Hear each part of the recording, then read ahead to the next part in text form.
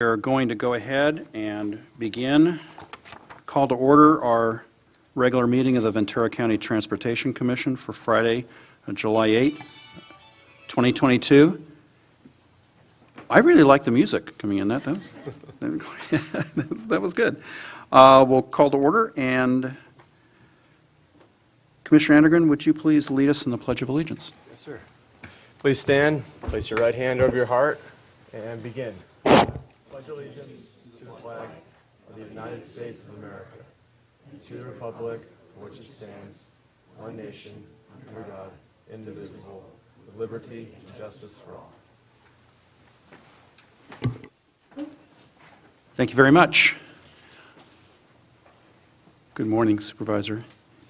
All right, let's go ahead then with a roll call, please. Madam Clerk. Chair Tremblay, Here. Commissioner Bill de la Peña, Present. Commissioner Chavez, Commissioner Edmonds, Here. Commissioner Enegren, Present? Commissioner Huber, Here. Commissioner Johnson, Commissioner Judge, Commissioner Levere, Here. Commissioner Long, Commissioner Parks, Commissioner Ramirez, Here. Commissioner Rollins, Here. Commissioner Sobel, Commissioner Wyrick, Commissioner White, Commissioner Roberts. Here. No Board of Supervisor members shall be compensated to attend this VCTC Commission meeting. Thank you, Madam Clerk. All right. We have a quorum. Let's see. Do we have any public comments? I do have one speaker card, but it's on item number 11. So, is there anyone who wishes to address the commission this morning on an item or on a matter that is not on the agenda? All right, hearing none, we will go ahead to item 5, the Caltrans report, and I'd love to welcome aboard Commissioner Roberts. We're very glad that you are joining us. Thank you so much. And would you please provide us with the Caltrans report? Thank you very much, Chair Tremblay, Commissioners, and Executive Director Erickson. I'm Gloria Roberts. I'm the Acting District 7 Director. The prior District Director, Tony Tavares, is now our Caltrans Director up in Sacramento. So he was officially sworn in 2 weeks ago and is now completely embedded in not only overseeing District 7, but the entire department of our 12 districts. So I am very pleased and really looking forward to continuing the fabulous partnership that we have with VCTC and continuing to serve in terms of whatever it is that we can do to assist with the projects, grants, and funding opportunities that flow with the state and through federal funds. And so, as normal, included in the packet is the project report status for Caltrans. I will leave that for all of you to review for your information. But I just do want to touch on some of the upcoming or current federal grant opportunities, given that the federal government through the IJA program has rolled out some grant programs that of planning and capital grants that really would benefit local cities and counties. And so we have the Reconnecting Communities grant that we're administering, and that provides planning and capital grants to address communities impacted by highways. And so for the fiscal year 2022, funding is $50 million total for planning grants and $145 million for capital grants. We do expect this program to go through a cycle of 5 years of awards. And so the first year, all of the applications are due to Caltrans by July 29th. And applications are then due to the US DOT by October 13th. So that's one opportunity that's coming up. Another one is a Safe Streets for All. A Safe Streets for All program appropriated $5 billion over the next 5 years. with up to $1 billion 2022 to fund regional, local, and tribal initiatives to prevent roadway deaths and serious injuries. The state is not an eligible applicant, but we do provide letters of support. And so we're asking for all letters of support from requests for Caltrans to be submitted to us by July 22nd. And applications for this grant program are due September 15th. We also have a bridge investment program that provides $2.4 billion in grant funding in 2022 to improve bridge conditions and safety, efficiency, and reliability of the movement of people and freight over the bridges. This call is for a letter of support for two major funding categories of the program. Large bridge projects that are greater than $100 million, the letter of support requests are due by July 9th, and grant applications are due August 9th. And for smaller bridge projects of less than $100 million, the letter of supports are due August 8th, with the grant applications due September 8th. And so these are just a few of the grant opportunities that are available. We do have a very busy and coordinated Division of Local Assistance in District 7, and we're always here to help in terms of any technical support that we can provide in terms of, the grant application process. And if there's workshops or outreach that's needed for your particular cities, please let us know, and then let us know if there's other touch points, other agencies or departments that we should reach out to provide this information so that the funding can flow from the feds to the state to you. So we're always here in Caltrans, so feel free to give me a call if you're having trouble getting contact with any of our staff, and I appreciate the time. Thank you. Thank you very much, Commissioner Roberts. Do any members of the commission have any questions for Commissioner Roberts? All right, thank you very much. Welcome aboard. All right, let's go to item 6. Do any commissioners have any, I know that we have item 13 later on agency reports, but do any commissioners have any other items that they wish to address at this point? Hearing none, how about our Executive Director report? Mr. Erickson. Thank you, Chair Tremblay. Welcome, Commissioners. Happy July, happy new fiscal year, which just began July 1st. It's wonderful to see all of you here today. And also, welcome again to Director Roberts. It was a pleasure to meet her this morning, and glad that she will be ably representing us with Director Tavares' departure and new work in Sacramento. We are happy that he is in that position, as we know he will have a special place for Ventura County and his old district, as he, I think, will ably represent the whole state. I have an Executive Director's report in front of you. I'll just go over some of the items real quickly.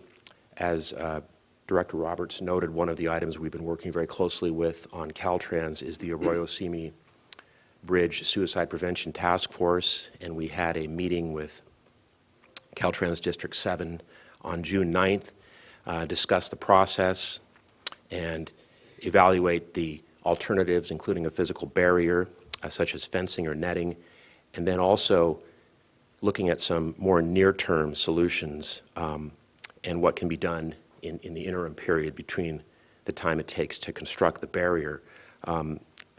Suicide prevention and response training will be scheduled for the first responder partnership with the California Highway Patrol, CHP, and the Ventura County Sheriff's Office, and it will include VCTC's freeway service patrol drivers and CHP dispatch operations who receive the emergency roadside call box calls for aid. And in addition, Dr. Jamie Rotnovsky has been invited to participate on the task force. Dr. Rotnovsky serves as the current chair of the Ventura County Suicide Prevention Council and was involved with the Cold Spring Canyon Bridge Suicide Barrier Project in Santa Barbara County. Moving on to the Comprehensive Transportation Plan, CTP update. VCTC convened the Regional Advisory Committee on July 29th to discuss the project lists and performance measures, and the draft existing conditions report and projects list were released for administrative review by the Transportation Technical Advisory Committee, TTAC, Transcom, CTAC, and comments will be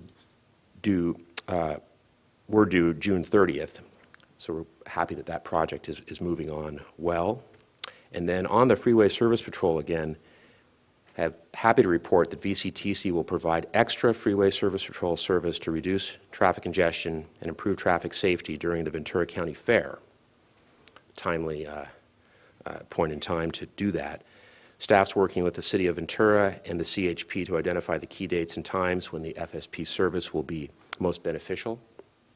And the existing FSP contracts include funding provisions to allow for this extra service beyond the regular operating periods and locations for freeway construction and special events. And I'll just note, you recall that we had the anniversary FSP update recently, and we continue to get similar comments of people who are just extremely grateful for that service when they've had a very stressful event of a breakdown on the freeway. For those of us who've experienced it, we know that it can be quite stressful, and we're grateful that program is doing so well. On to the Sierra Northern Railway. I had shared some recent news stories about that, but I'm happy to report that the railway continues to improve the coordination of the signals and the railroad tracks and the weed abatement and other right-of-way maintenance along the line, and also conduct rail operations along the entirety of the branch line. As I noted, unfortunately, negotiations with the City of Fillmore and Sierra Northern Railway were unable to proceed and reach an agreement on the terms of a lease to the Fillmore Rail Yard, owned by the City of Fillmore. On July 5th, 2022, Sierra Northern Railway announced an agreement with the owners of the Santa Paula hay and grain property located near 12th Street in Santa Paula. And Sierra Northern will lease an approximate 1.5 acres and 4,000 square foot shop to store and maintain tools, equipment, and locomotives for use in freight, film, and tourist rail operations. And as I've noted to you all, we will be having an update at the September 2nd meeting to the full commission by Sierra Northern Railway that will discuss their operations as well as all activities on the Santa Paula branch line. Finally, on Friday, almost finally, on June 17th, VCTC joined with our sister agency to the North Santa Barbara County Association of Governments and Caltrans for a ribbon cutting to celebrate the opening of the new carpool lanes and a completed Highway 101 Carpinteria project. For those of you who traverse that section of the road, that's good news. It's still quite a bit of traffic, but they're making progress. And the event emphasized the project benefits to riders of public transit, including the Coastal Express service, which has been a 20-year plus partnership with VCTC and SBCAG. And I attached a photo there of our bus along with the 101 signs and the event, and appreciate VCTC staff and being part of that. Finally, VCTC will be a sponsor of the Ventura County Fair, which returns in person for the first time since 2019. And VCTC will have a booth at the fair on August 5th and August 7th to promote intercity transit, VC Bus Pass, College Ride, the Freeway Service Patrol, and other VCTC activities. Thank you. Thank you, Mr. Erickson. Does anyone have questions for Mr. Erickson? Ms. Grasty? Okay. Hang on just a second here.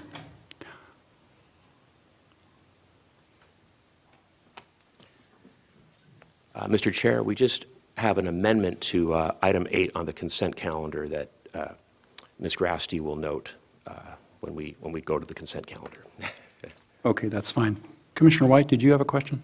Not a question, just a point of interest. I was given the updated maps for the bicycle map that the staff really works great on. I mean, it's been an update for about 2 or 3 years, I guess, and it really shows a lot more routes throughout the county that we can safely use. So I just want to thank the staff and the executive director here for putting this together and getting it out.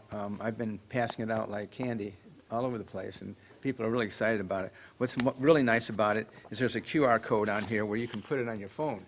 and take your phone instead of pulling the map out and trying to ride your bike and look and see where you're going and stuff. So anyway, I just really appreciate the information that's on here, and thank you, staff out there, for putting this together. Thank you, Commissioner White, and I just want to acknowledge Amanda Fagan and her team for all the work they did on that, and I've been using the map too. It's wonderful. I actually put it up in my office so I can refer to it more easily. Thank you very much. Commissioner, we missed it at the last meeting, but we knew that you were going to like those maps. So, and we really appreciated all the staff's work on it. So this is like the seal of good approval, housekeeping seal of good approval. So thank you. Thank you very much. Any questions for Mr. Erickson? All right, hearing none, we'll move to item 7. Aside from a matter on item 8, are there any other additions or revisions to the agenda? All right, then moving on to consent calendar on item 8, Ms. Grasty? On item 8F, as part of the action item, I selected to include that $30,000 needs to be amended from the STA fund into the general fund. All right, let me inquire of Mr. Mattis. Mr. Mattis, do you see any issue from an agenda standpoint if we were to amend that recommendation? That's fine. The item anticipated budget modification. So I think it's fine. All right. Next time I'll learn to turn your mic on. Sorry, Claire.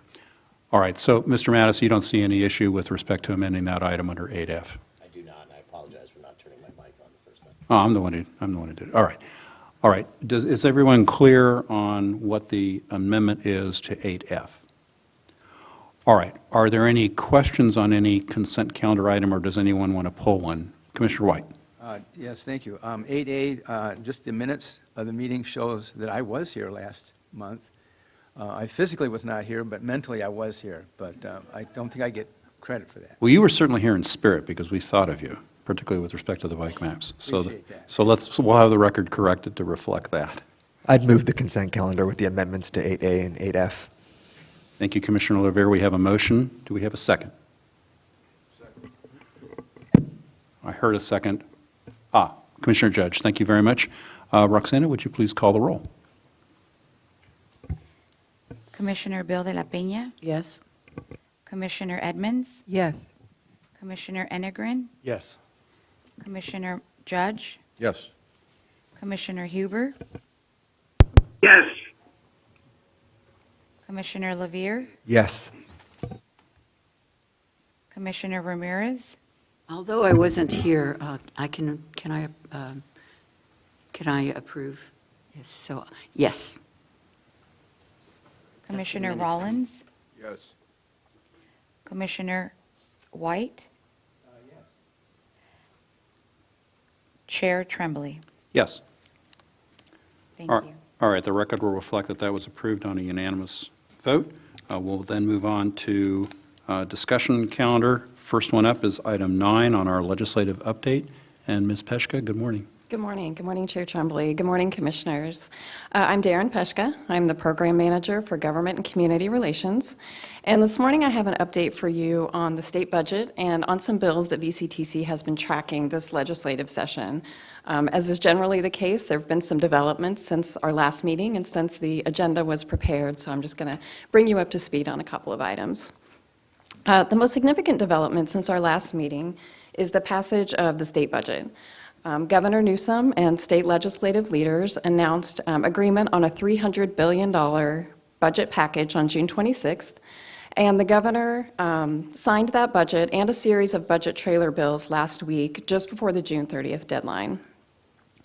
The centerpiece of that budget deal, and the one that you've probably heard the most about, is the inflation relief package. And I'll make a couple of points about that.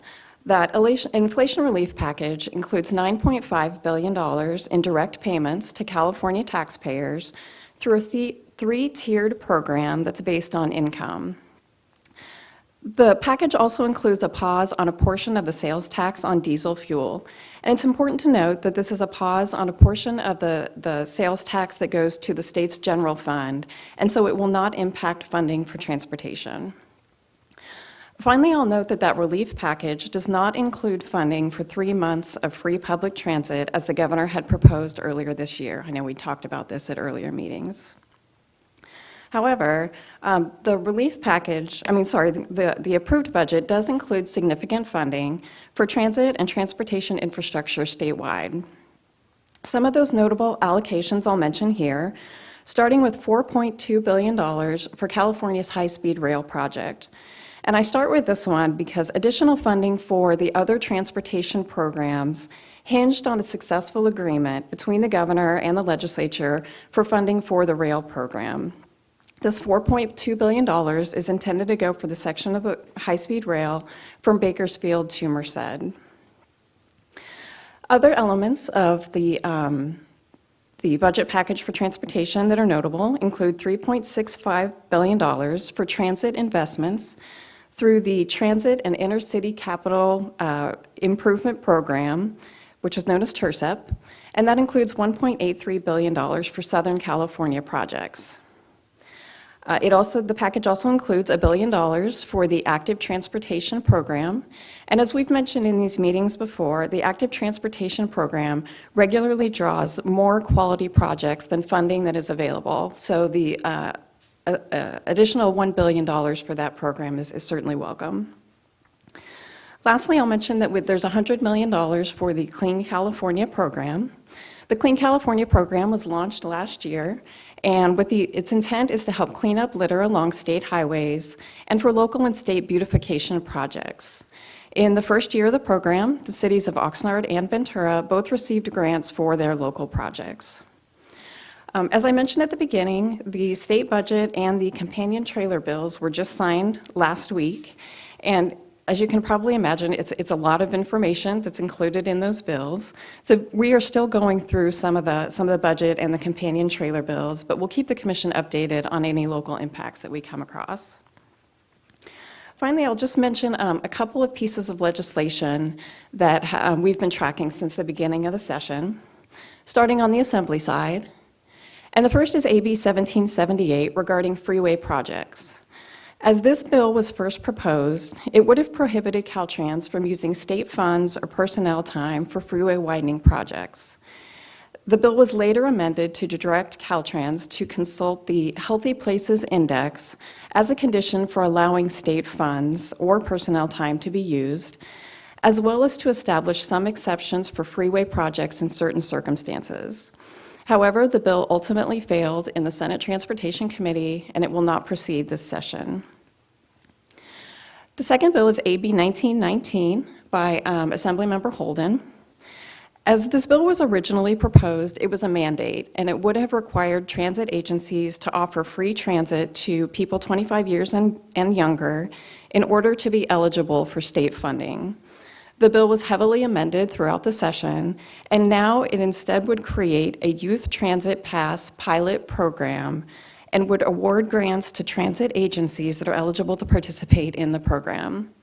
However, this bill is contingent upon an appropriation of money from the legislature, and the current budget bills do not include funding to advance this bill. But the bill is scheduled to be heard in the Appropriations Committee in August, so we may have an additional update on that bill. The last on the Assembly side that I'll mention is 2237, and this is a bill that VCTC has been tracking along with a lot of our regional partners.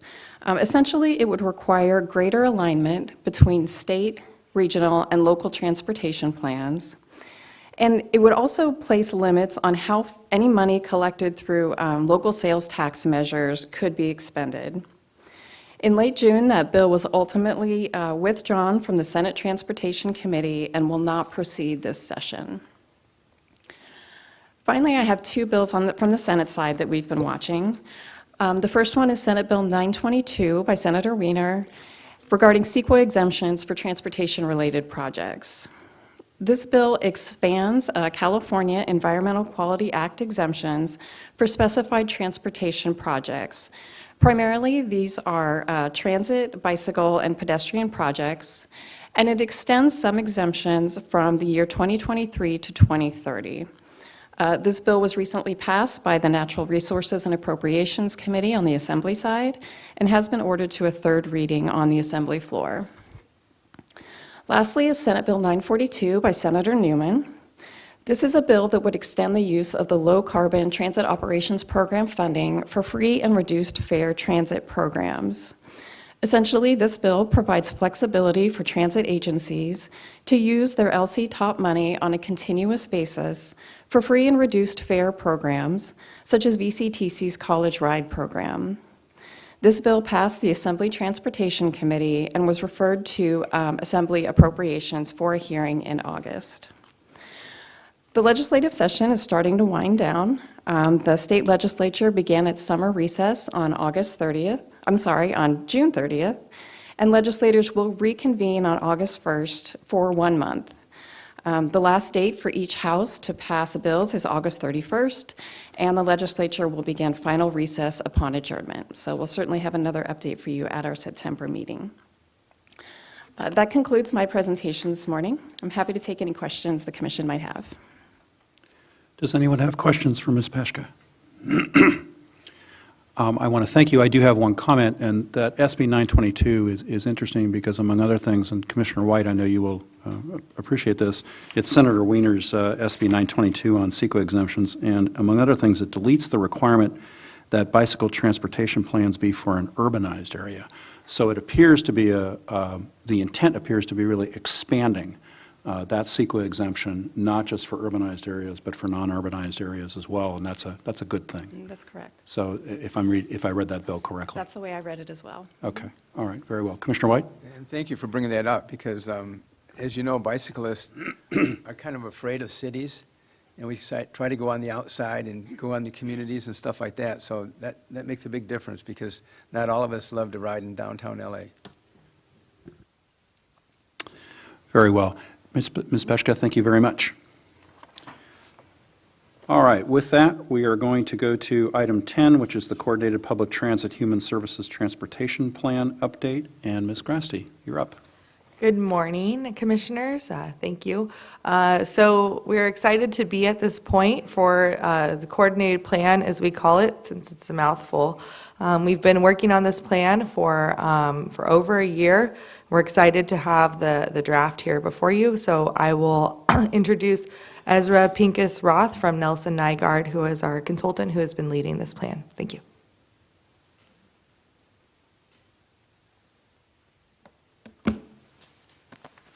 Thank you, Claire. Good morning. Thank you to the Commission and all attendees today for your time today. I'm Ezra Pincus-Roth. I'm a Senior Associate Planner with Nelson Nygaard, and I'm the Consultant Project Manager of this plan update, which we will call the Coordinated Plan just to save time. Let's get into it and see what we got and how we got there. The Coordinated Plan is a required plan for receiving federal dollars on programs specifically tailored to older adults and people with disabilities under Section 5310 of the U.S. Code. The last Coordinated Plan applicable to Ventura County was passed approximately 5 years ago, and as the county's recipient for this particular funding stream, VCTC is required to update it. As this is a VCTC plan, there is a county-wide scope driven by the participation from engaged project partners or people with an interest in transportation from all across the county. There are other countywide projects occurring, as we know, such as the TIES study, but this is unique in that it goes beyond public transportation with an additional focus on understanding human services transportation, such as organizations that provide non-emergency medical transportation for Medicaid recipients. We started this project just over 1 year ago and have progressed through all the steps of such a plan at a steady clip, including the development of an existing conditions report. We've held a variety of public and stakeholder engagement opportunities, initially predominantly online before moving into some socially distanced settings.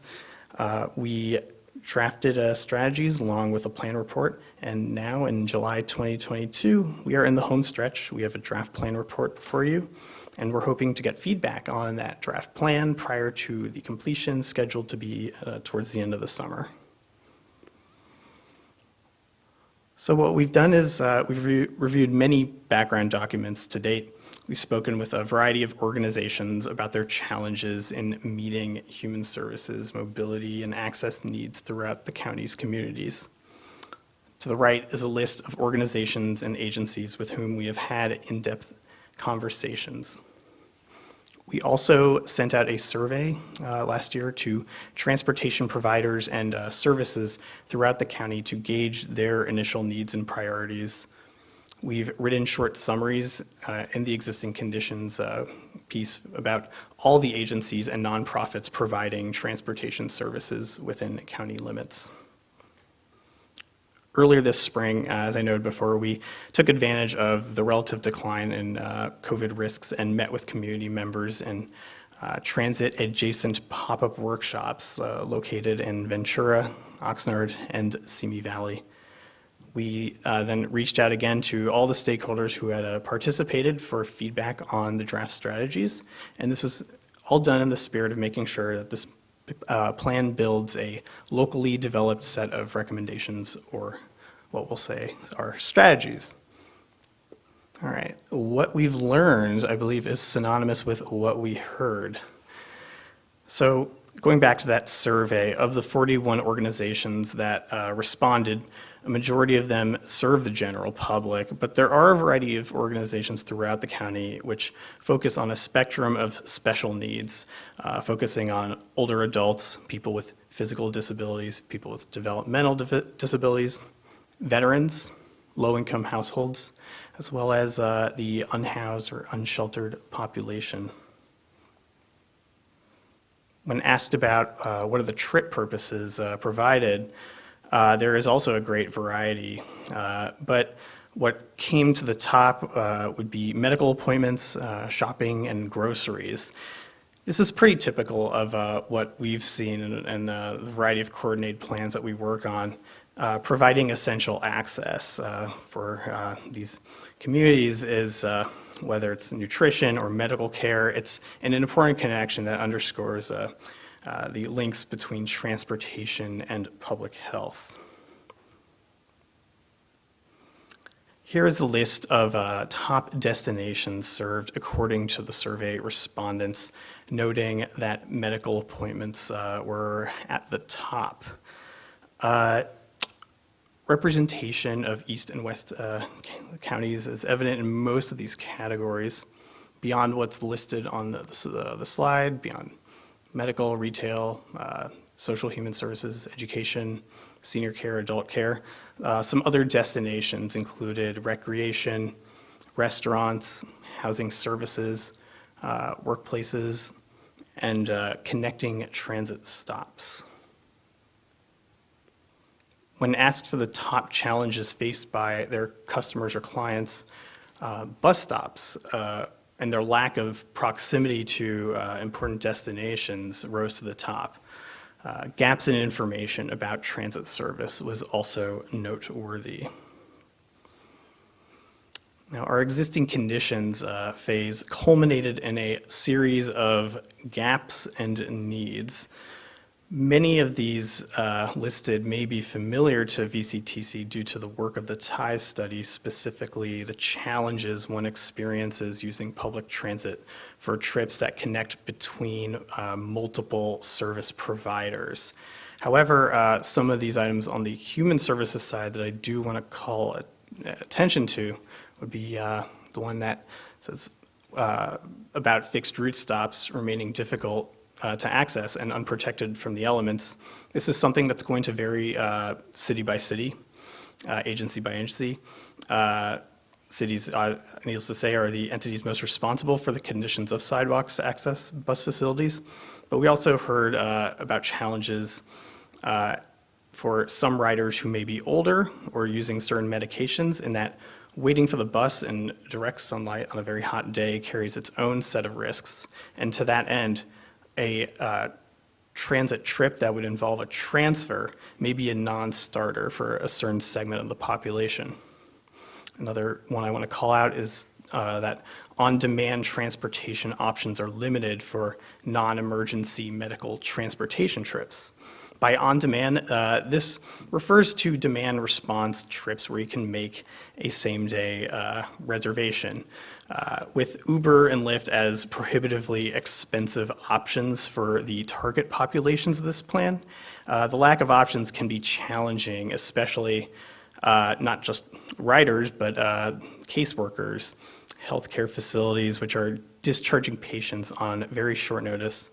And they're just simply very limited options at that point, and it's hard to accommodate these patients if an appointment were to suddenly open up at a last minute, unless that person, has access to a vehicle or has access to the social capital necessary to get access to the vehicle.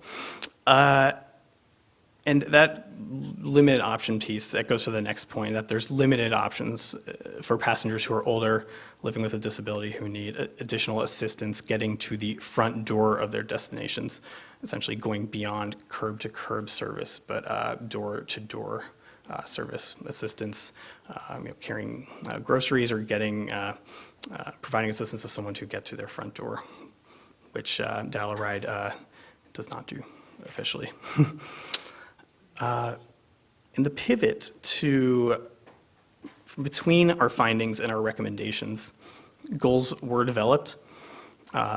They are to enhance the mobility of these key special needs populations, to improve the connections and access to transit service, expand options, and prioritize convenience. Going into strategies or recommendations, the recommendations in this plan are locally developed and focused as a result of a series of standards that the team set for the development of strategies, from their conception to their revision to their prioritization. As a highlight of this, when developing a strategy, any strategy which made this initial list had to fulfill 2 of the 3 following conditions listed on the left hand of this side of this slide. That is, 1, whether it was recommended in multiple meetings that we had involving stakeholders. 2, whether it was from the previous coordinated plan listed as a high or very high priority recommendation, but was still not fully implemented. Or 3, whether they do directly address one of those key gaps and needs that were listed out for you. So we assembled a list. We added some descriptions and steps for implementation. We spoke with the public, along with all the stakeholders who had participated in the planning process to date, about how they resonated. With the public, we posted the strategies and descriptions on boards, listing them out, asking them to place their votes next to what they liked. And for stakeholders, we gave them the exact same information, but we asked stakeholders to fill out an online survey and grade the extent to which they felt each strategy was cost-effective, supportive of building more transit ridership, or making an impact that is socially equitable. We also asked for comments from everyone and held an open office hours event to answer any questions that the stakeholders had prior to voting. We added up all the votes, weighed the stakeholder and public perspectives equally. Out of 10 strategies, the top 5 were deemed high priority, lower 5 became medium priority. Now the priorities, though, given the strategies, they're simply a snapshot based on what we've collectively heard from this engagement process. And regardless of a strategy's priority, they are still among the 10 strategies that are proposed for inclusion in the final plan. And inclusion in the final plan is the first step towards any strategy being eligible for funding.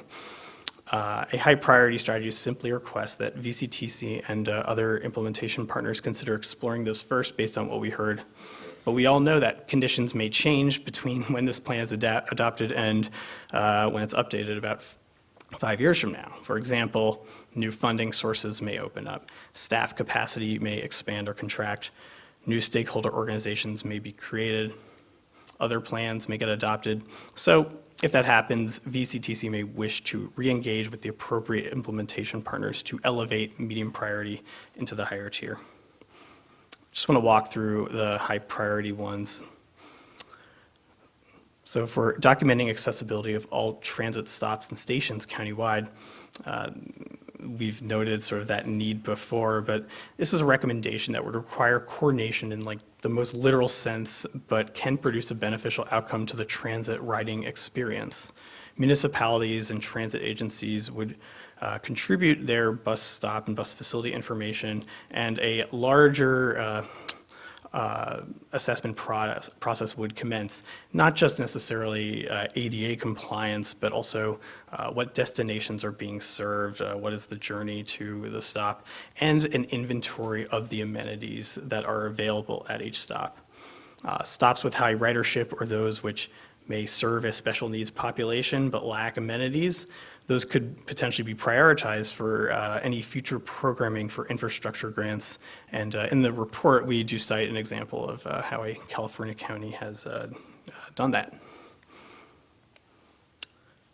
For standardizing information, this builds off of the existing 211 interface by setting some more standards and assigning regular mobility management roles and responsibilities to develop a county access guide, publicize it directly to these organizations, especially the ones that we've spoken with, and make sure that it is updated on a regular annual basis. Annually is usually, I think, the most realistic rate for keeping things going. For wheelchair accessible vehicles, this was a recommendation from the previous plan, but it was also suggested by multiple human service agencies we met with, as well as transit operators we spoke with in person. It touched on a theme that some vehicles were not able to accommodate every mobility device that's out there.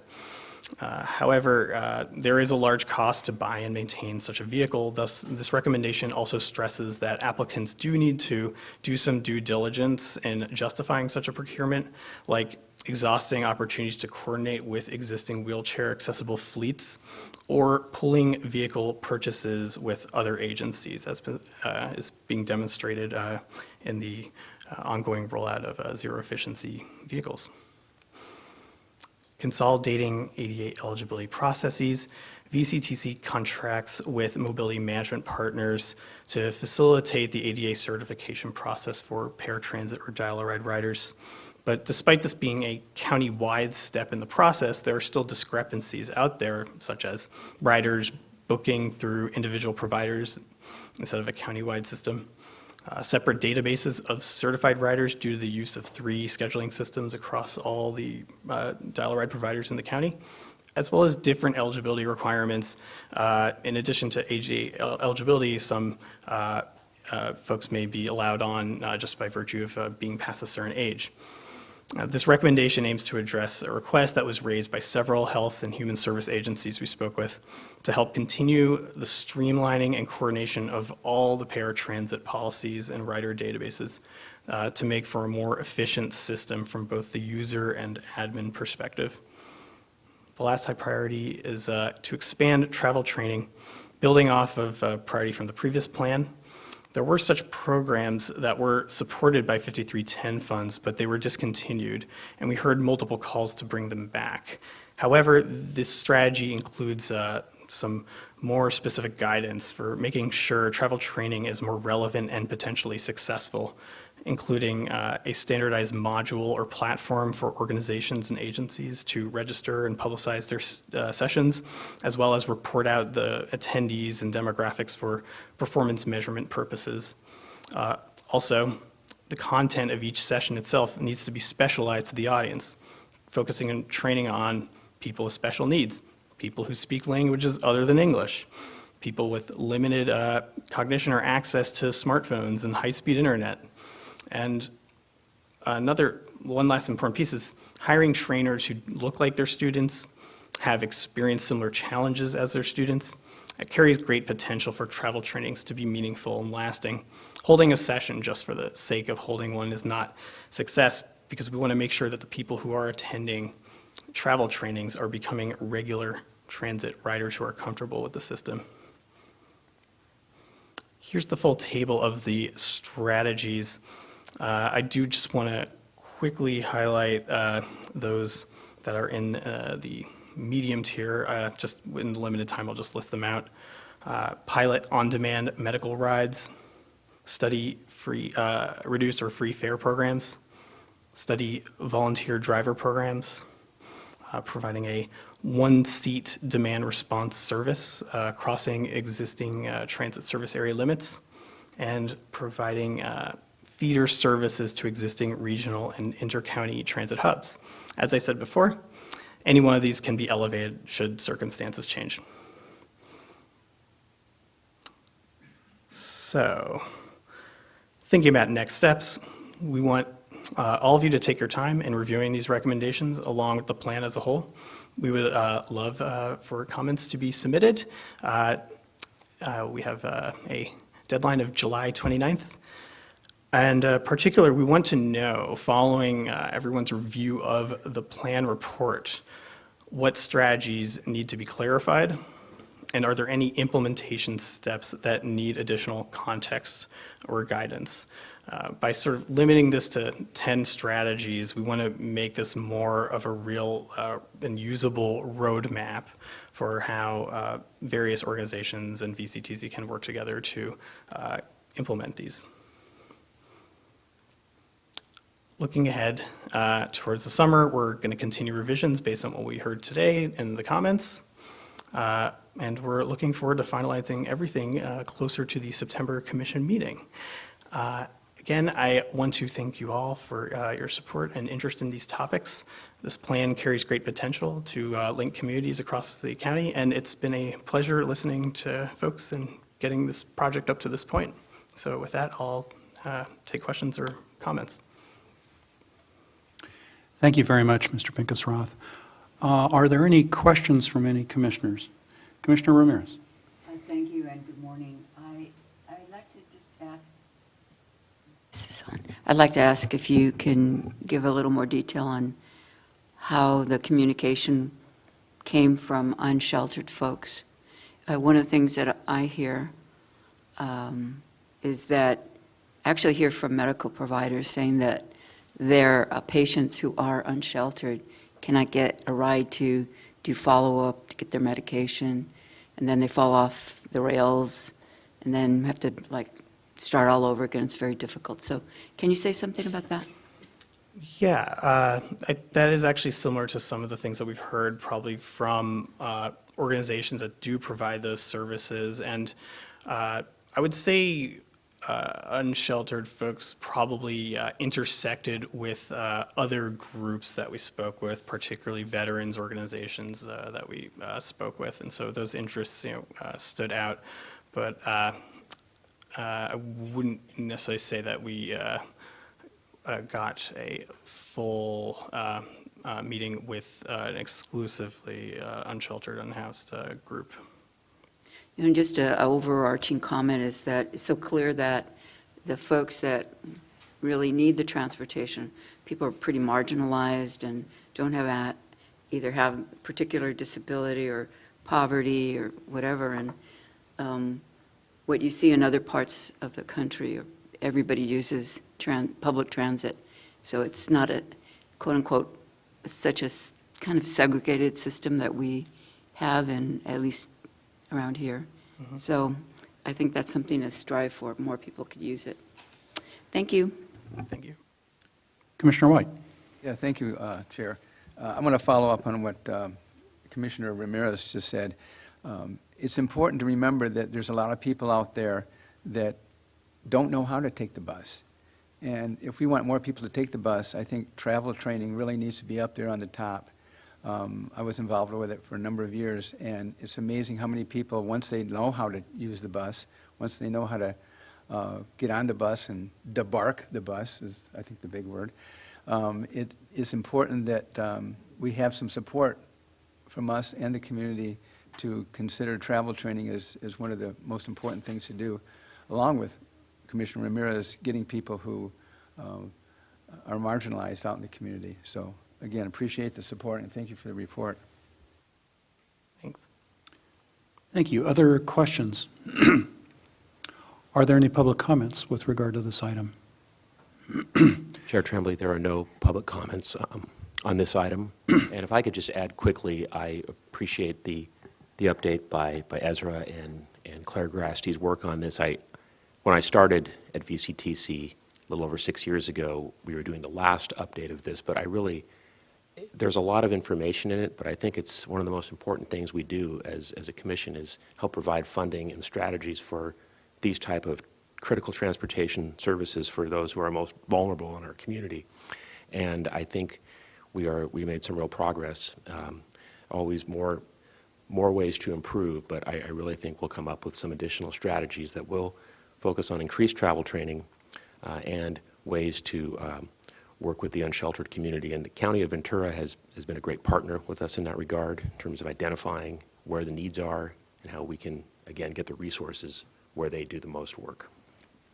Thank you. And just offering a comment, I thought that the comments by Commissioners Ramirez and White were really important.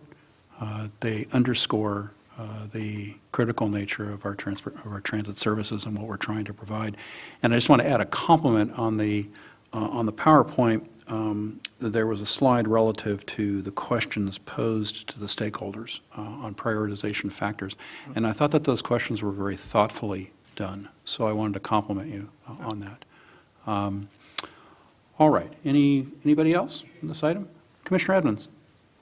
One of the things that Fillmore continually is faced with is the ability to provide information in Spanish and to have the people who do the training speak Spanish and look Spanish so that people can relate to them.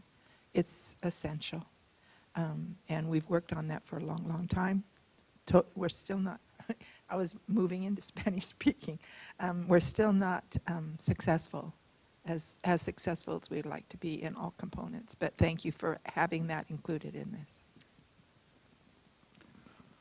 Commissioner Bill de la Pena. Thank you, Chair Tremblay. I just wanted to touch upon what Commissioner Ramirez and Commissioner White also mentioned.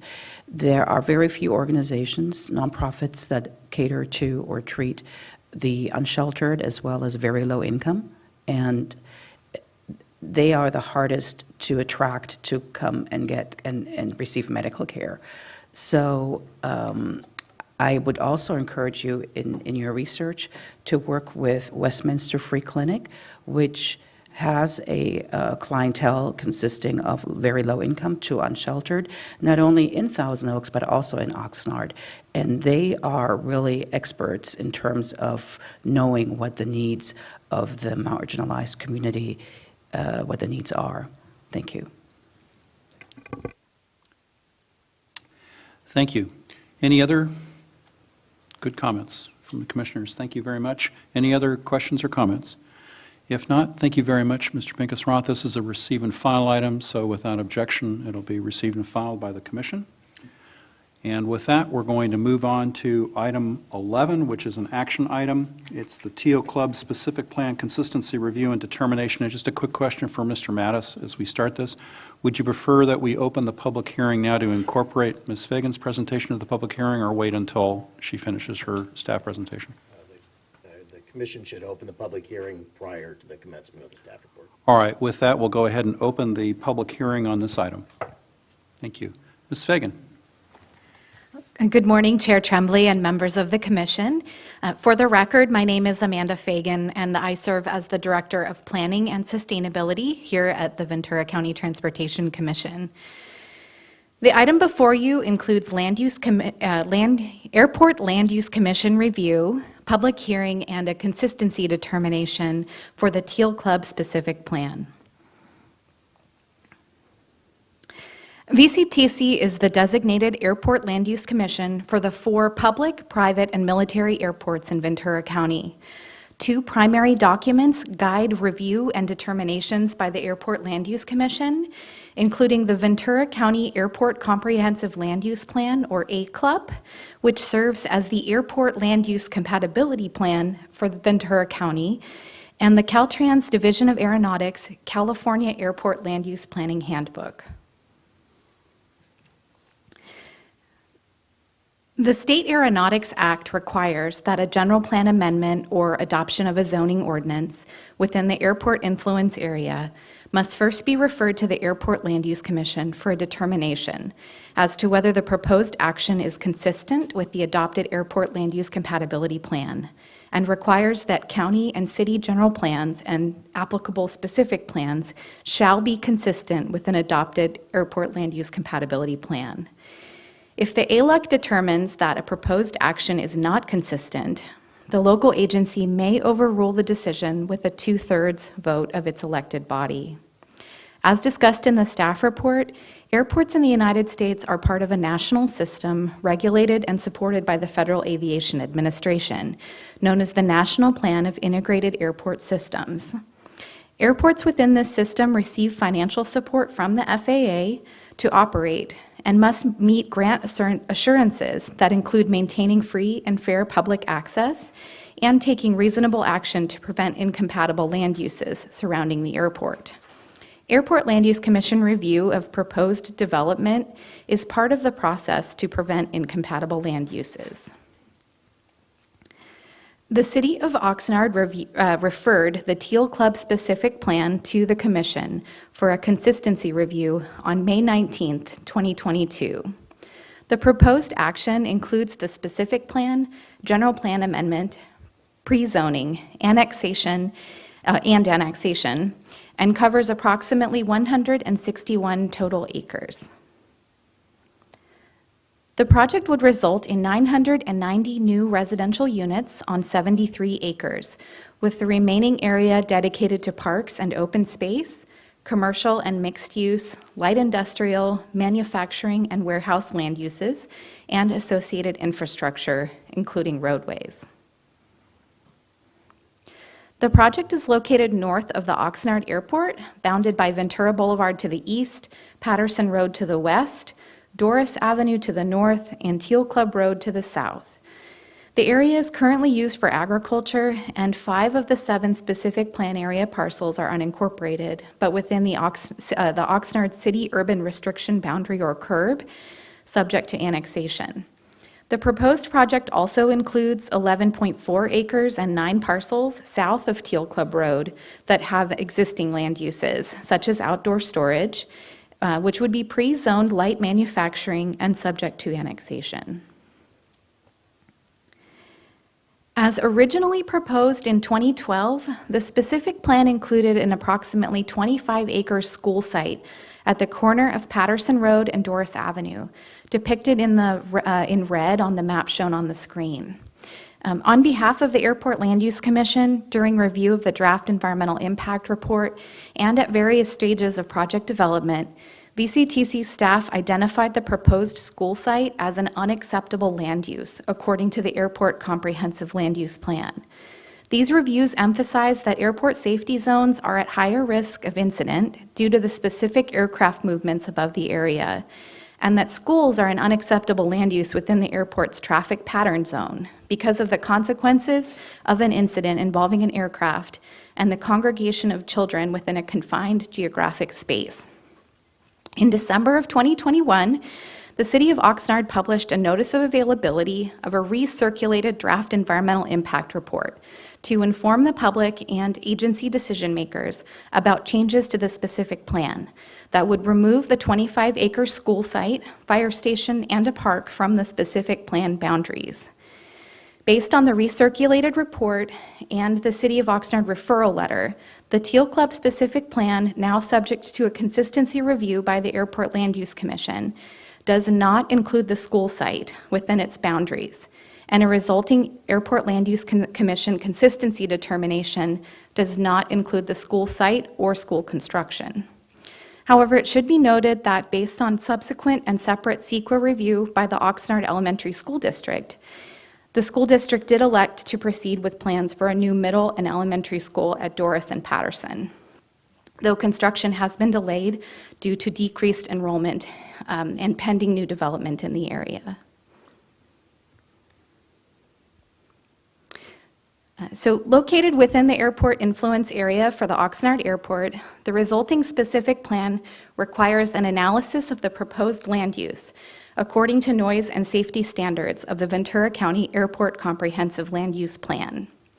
From a noise perspective, the southern boundary of the specific plan area is roughly contiguous with the airport noise contours, and only the parcels south of Teal Club Road are within the airport high noise contours. Airport land use compatibility with respect to noise is measured in decibels and evaluated based on modeled community noise equivalent level contours. These CNEL contours are shown on the diagram on the slide as blue lines. All but the southernmost portion of the proposed specific plan area is located outside of the 60 to 65 decibel CNEL contour.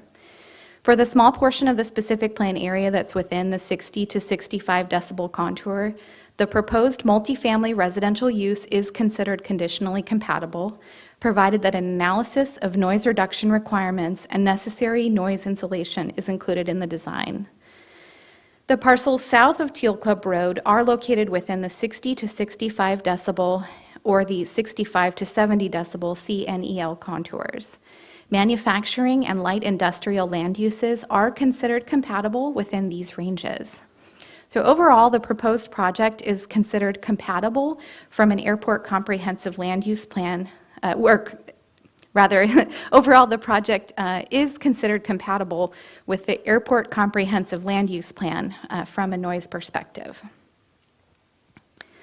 From a safety standpoint, the specific plan is located entirely within the traffic pattern zone, or TPZ, and the southern half of the specific plan area is located within the height restriction zone, or HRZ, for the Oxnard Airport. Per the Airport Comprehensive Land Use Plan, single-family and multifamily residential land uses are considered conditionally compatible within the traffic pattern zone, provided that the maximum structural coverage does not exceed 25% for residential and not more than 50% for commercial and industrial land uses. Structural coverage is defined as the percent of building footprint area relative to the total land area, including streets and greenbelts. Based on airport operations, the project area actually is determined to be relatively free of direct overflights by fixed-wing aircraft, but helicopter arrival and departure routes do take helicopters directly over the project site. With respect to the height restriction zone, proposed building elevations would be well below the heights that would impact the imaginary surfaces, which define the airspace and operating area of the airport. So as such, structures would not reach the thresholds that would impact the height restriction zone and would be considered compatible with the A Club. The Teal Club specific plan also includes some conditions of approval to help ensure compatibility with the Airport Comprehensive Land Use Plan, to address structural coverage, and to include navigation easements and fair disclosure requirements, to address overflights and any residual noise concerns from future residents. The Federal Aviation Administration, or FAA, filing also addresses building and structural heights and other hazards to aviation. So in addition to this review by the Airport Land Use Commission, the Teal Club specific plan will be reviewed, or has been reviewed, by the Oxnard Airport Authority with a consistency determination made on May 12th. The specific plan will next be considered by the Oxnard Planning Commission and by the Oxnard City Council, with future consideration by the Ventura Local Agency Formation Commission for the annexation piece of this project.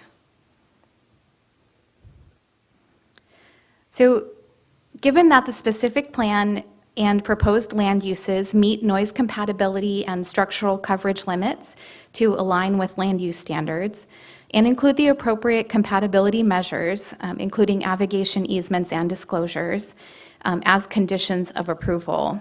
Staff recommends that the commission hold a public hearing regarding consistency with the airport comprehensive land use plan, and that the commission determine that the Teal Club specific plan as currently proposed is consistent with the airport comprehensive land use plan. So I understand that representatives of the development team and the city of Oxnard are here to help answer any questions that you may have. And I thought someone from the airport would be here, but I don't see them. So again, happy to answer any questions that you might have, and thank you for your time and attention. Thank you very much, Ms. Fagan. Before we hear from any additional speakers, do any members of the commission have questions for Ms. Fagan? Commissioner Ramirez. Thank you, Ms. Fagan. It's my understanding that the school district, any school district in California, can make decisions without, not necessarily without consideration, but they can do their plan, and no one can say no. Is that correct? So I don't know the answer to that specific question, but I do know that according to the Airport Land Use Compatibility Planning Handbook that the Caltrans Division of Aeronautics puts out, school districts are subject to Airport Land Use Commission consistency reviews. I found, though it occurred prior to my time here with VCTC, I did find the records and letters that the commission sent to the school district in advance of their decisions, and during the CEQA and project reviews. And the message from the Airport Land Use Commission was consistent throughout, that a school site is not consistent with the airport comprehensive land use plan. But my understanding, again, from the records, is that the school district was able to proceed with a decision. And I would surmise that that's because they, like a city council, can overrule with a 2/3 majority the determinations by the airport land use I know commission. this came up before, some time ago, with the Juan Soria School, which is on 5th Street. Yes. And I know there were some concerns. It's just on the other side of the Teal Club project. And they have built a school, obviously, a long time ago. And, but I know there was also concern with future site of a senior center on 5th Street, a little closer to Victoria. And I was on city council when that was approved by the majority of council. And nothing's happened yet, but so even if there's a finding of inconsistency, things still proceed, as I've noticed. A project can proceed even if the Airport Land Use Commission determines the project is inconsistent. It just has to have the 2/3 vote of the elected body that's making the decision. And, you know, we, as the Airport Land Use Commission, our goal is to try to protect and preserve the safety and integrity of the airport operations, both for the operation of the airport, but also for the surrounding community. And so we do try to take all of those, you know, many factors into consideration while we make a consistency or inconsistency determination. So I just wanted to make sure that the commission was aware and that we're on record that the school site is not included in this determination, and you know, previous commission determinations and records would still apply to a school site there at Doris and Patterson. But if the school district decided to keep that in their plans, it could still go forward Yes. despite this? That's correct. All right, thank you. Commissioner Edmonds. I'm a little confused in the school situation. It's clear that the elementary is not approved, but I thought I heard you say that secondary schools are approved. So my understanding is that the school district is proceeding and has approved a new school site, both for an elementary and a middle school at the site, but that is not part of the decision that you're being asked to make today. The school site has been removed from the boundaries of the specific plan area. Okay, thank you. Commissioner Rollins. So with this new development, does that then limit any future growth of the airport or even a reduction of use? I know just my past experience, like working in other cities, they have the airport, and then after the fact, they build all this development, and then you have all these repercussions afterward, and then there's pressure to reduce the airport usage because now you have a lot of people that are impacted. So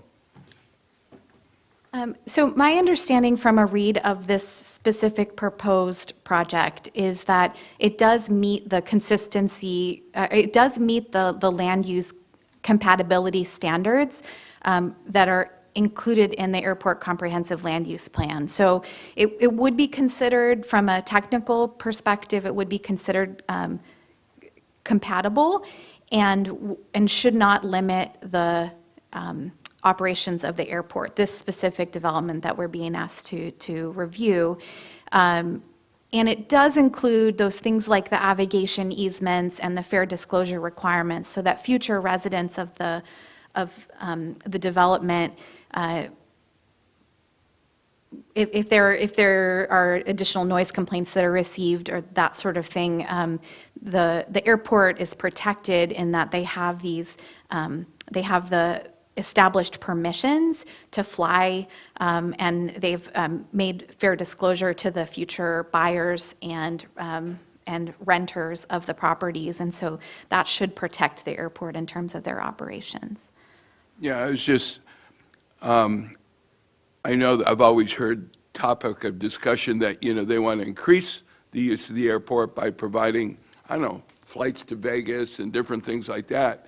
And, they've had limited success on that. But let's say, with the development overall in the county, that becomes a more robust or has a potential to have a more robust, and now you've built all this other stuff around it. So is the long-term plan then to reduce the use of that airport, or?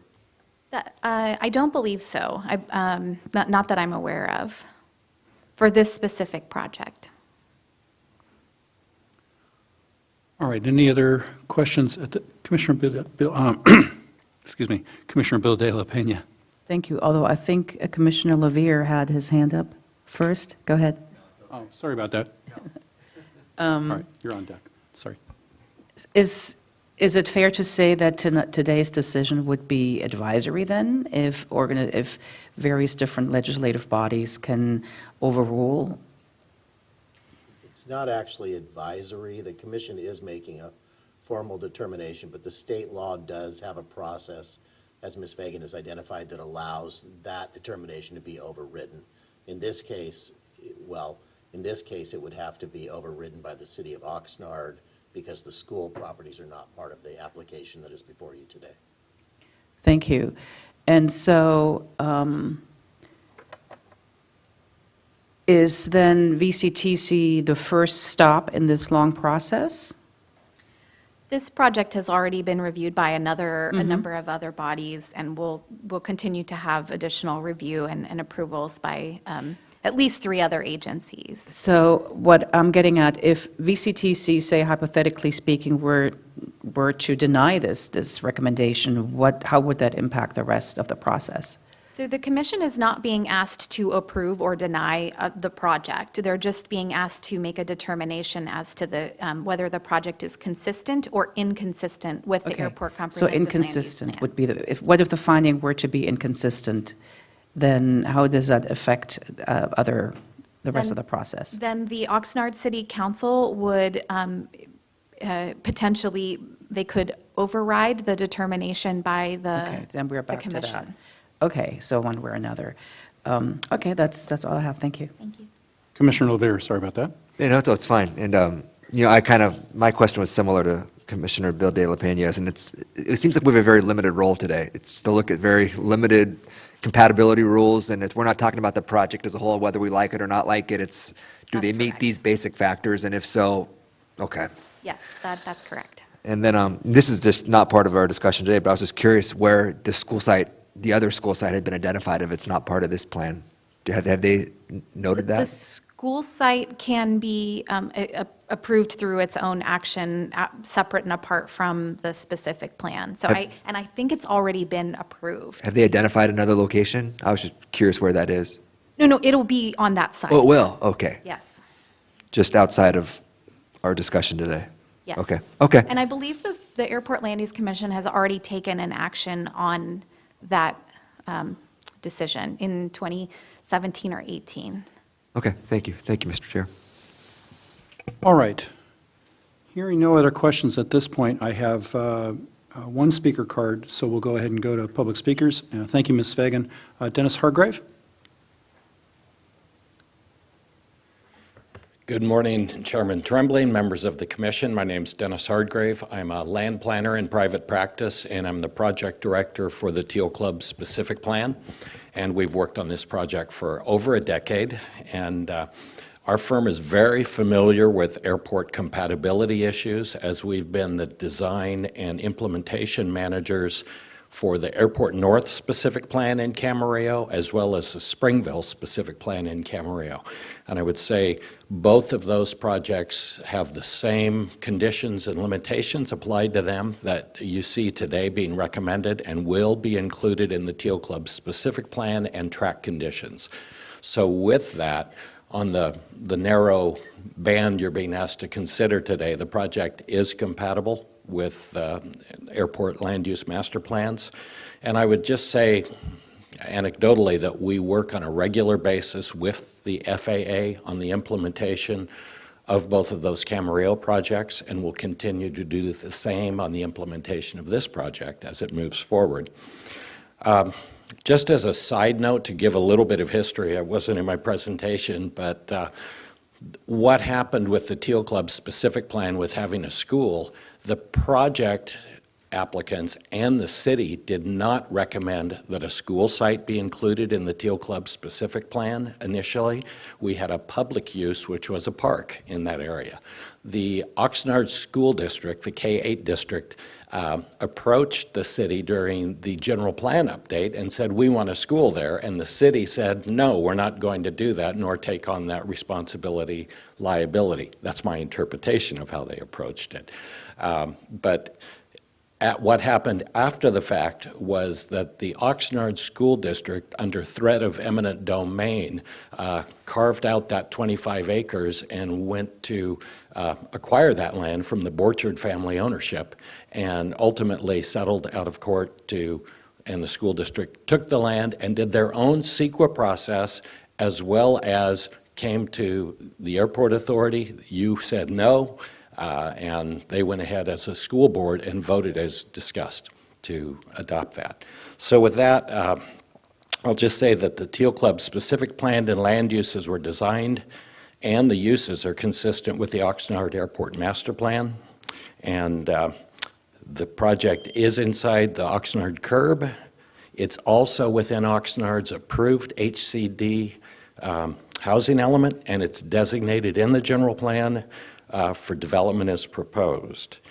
From a VCTC point of view, extremely briefly here, we will have Gold Coast Transit bus shelters built at a new stop signal intersection that have direct connection to Naval Base Ventura County on single route, as well as Oxnard College and the Esplanade, and it will be connected with a Class 1 bike path. So we're trying to address what your interests are. I'm here to answer any questions, as is Kathleen Mallory from the City of Oxnard. Thank you. Thank you very much, Mr. Hargrave. Any questions for Mr. Hargrave? Commissioner Bill de la Pena. Thank you, Chair Tremblay. My question is, in all of this consideration, and obviously the City of Oxnard made the determination through a general plan process that this is to be residential, was environmental justice considered in this area? I believe that the City of Oxnard is addressing that as they go through their processes as well. The EIR is in its response to comment period to the most recent circulation, and so the final EIR will be presented later this year to the Oxnard Planning Commission. Thank you. I would say, if I could add to that, obviously we are in an area where creating affordable housing opportunities and transit opportunities for people near employment centers is a consideration that we made. Thank you. Commissioner Ramirez. I just want to just say a couple words to Mr. Hargrave, because when I first got on Oxnard City Council many, many years ago, 12 years ago. I think I had a meeting with you and members of the Borchard family who had been in farming for a long time, and here we are. So nice to see you again. Thanks. Any other questions for our speaker? Commissioner Edmonds. This is just a comment, and that is that, and that's outside of our purview. I do hope that there's never a time that youth are damaged or injured because of accidents. It's a frightening thing for me that they're building a school there. And we would certainly agree with you that a school is not an appropriate use at that location, nor did we ever support it. Thank you, Mr. Hargrave. Let me at this time ask if there are any other speakers on this item, anyone who wishes to offer public comment or speak during this public hearing. All right, hearing none, we'll go ahead and close the public hearing and bring this back to the commission for discussion and determination. Anybody like to start us off? Commissioner LeVere. I would move the recommended action. I'll second. All right. I'm not sure we had a tie of the runner for the second, but anyway, Commissioner LeVere motioned, and I believe Commissioner Edmonds seconded? Oh, all right, thank you.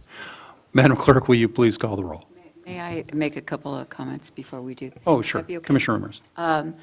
I know we have really a need for housing. It's within the protection of, it's outside of the protection of SOAR.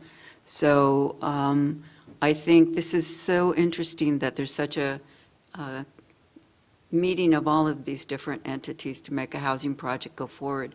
I know that the Borchard family, my understanding is that they really wanted to continue farming, but they couldn't pass it on to the next generation, so what to do. And I think it's the real question for me is always the safety of the community nearby, as well as the viability of the airport. And I am going to support it, but I think these are considerations that are going to come to the fore as the process goes forward. Thank you. Thank you, Commissioner. Any other comments before we ask to call the roll? Madam Clerk, please call the roll. Just to confirm, the first motion was made by Commissioner LeVere, Commissioner LeVere. and the second motion was made by Commissioner Edmonds. Edmonds. Thank you. Commissioner Bill de la Peña, Yes. Commissioner Edmonds, Yes.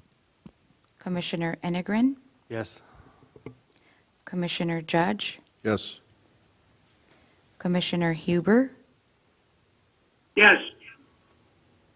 Commissioner LeVere, Yes. Commissioner Ramirez, Yes. Commissioner Rollins, Yes. Commissioner White, Yes. Chair Tremblay. Yes. Thank you. And the record will reflect that that item was adopted on a unanimous vote by the commission. All right. With that, we're going to go, thank you very much for all your work on that. We're going to go to item 12, VCTC General Counsel's report. Mr. Madison, anything to report today? Nothing to report, Mr. Chair. Thank you. All right. We're going to move on then to item 13, agency reports. First up at the plate is Commissioner Judge relative to SCAG. Thank you, Chair. I did forward a website address to Martin to be disseminated to the entire commission of SCAG's dropping of the release of the draft 2021 Federal Transportation Improvement Program. This is also going to be for 2023, so it's a two-year program, a two-year draft, and it's going to be available for viewing and all kinds of comments online. So the commission should be getting that soon. Right, Martin? Thank you. And that was the big thing discussed during the Transportation Committee at SCAG. Thank you. Thank you very much. I'll go ahead and do the Metrolink update. I believe Commissioner Chavez may be holding down the fort at Metrolink today rather than me, so just one of those days where there's a conflict in schedule. But at the June 24 Metrolink board meeting, I want to report to you a couple items. First of all, the Metrolink board adopted its fiscal year 2022-23 budget. It was developed in close collaboration with the member agencies and the CEOs, the staff and the CEOs of those agencies. the operating budget assumptions for Metrolink include a service restoration at 90% as of July 1, just a few days ago, and 100% as of October of 2022, with only adding one new service line, which is the Ventura line for the weekends, and that would begin next April of 2023. The ridership recovery forecast, as of November 21, we all know that the ridership recovery, it needs to continue moving forward. I'll put it in those terms, but it was at 43%. The recovery forecast is at 43% for the fourth quarter of this year. So we've got a long ways to go. Just take note of the fact that the operating revenues for the 22-23 Metrolink budget are at $64 million, but the expenditures are at $296 million. Which mean, and farebox revenues out of those operating revenues are at $44.6 million. So where do you get that money? The operating support is at $232.6 million, and that is from the member agencies. So VCTC share, as you will all recall, is about $13.49 million for next fiscal year.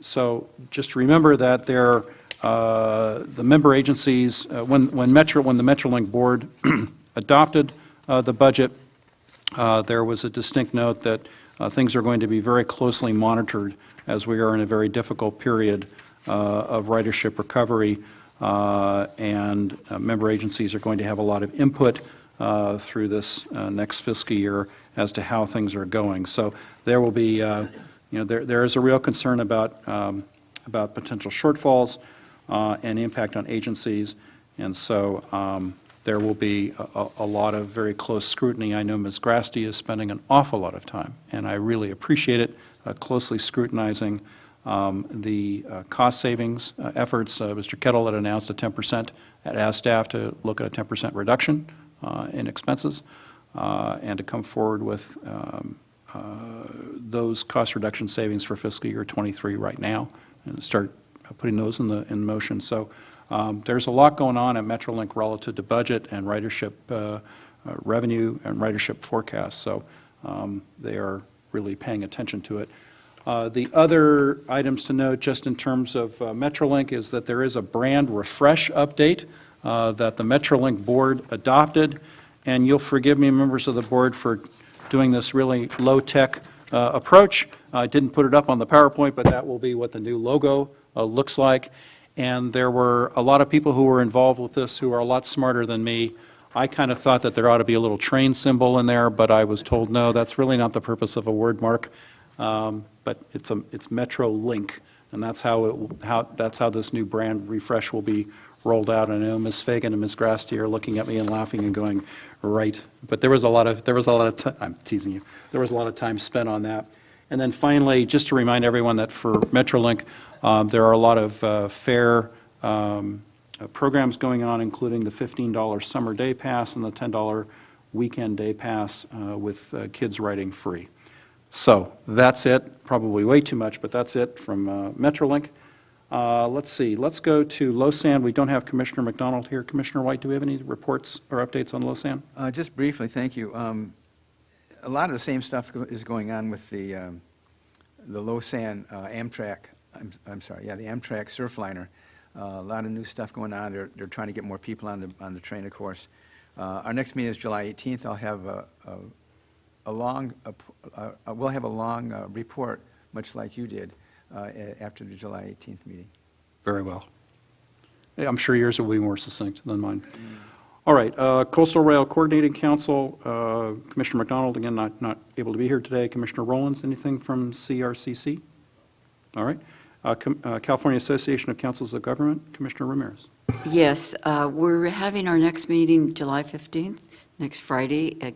It will be virtual, though folks are looking forward to a time to get in person. It's a huge organization from people all over the state, so not exactly sure how that's going to work or how some of the folks from smaller cities and governments can get there.